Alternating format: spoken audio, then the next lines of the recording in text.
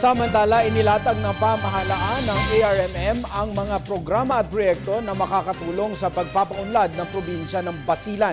Dito, hinimok ni Hataman ang mga investors na suportahan ang kanilang mga hakbang upang maisakatuparan ito. Si Waywaya Makalma sa detalye.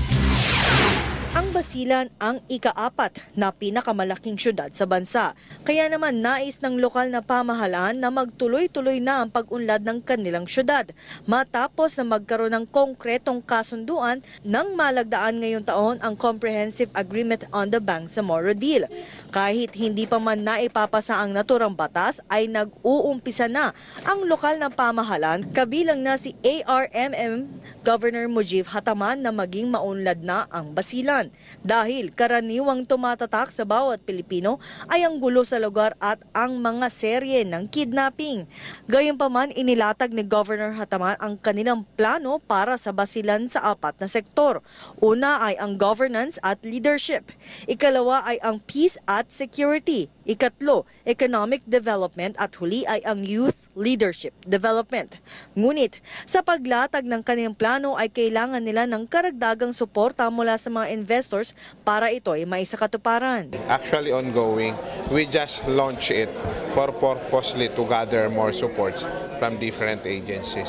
Ultimate goal namin at least magkaroon ng peace and prosperity sa province of Bicol. Kaya nga ano namin rebuilding peace in Basilan.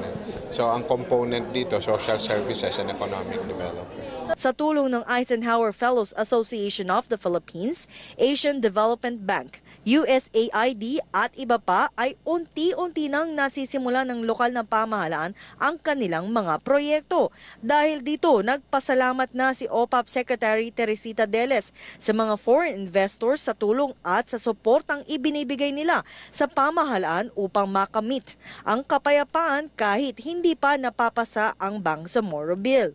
With this program, we are creating a template for other provinces and localities in conflict zones to follow, not just in Mindanao, but also in other parts of the country, which are emerging from protracted armed conflict.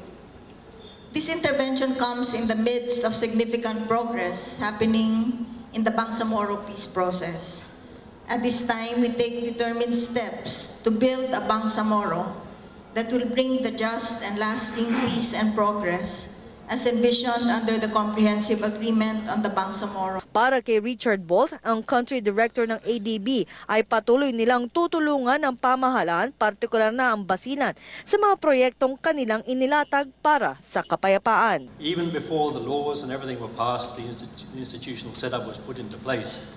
The government started to work on the capacity development, the procedures, the processes, putting the money in for the development. So this takes time, and it's never too early to start. So, and I congratulate you very much for the Basilan development program. I think it's the way it's been outlined is just terrific. Para sa Telebisyon ng Bayan, Waywaya Makalma.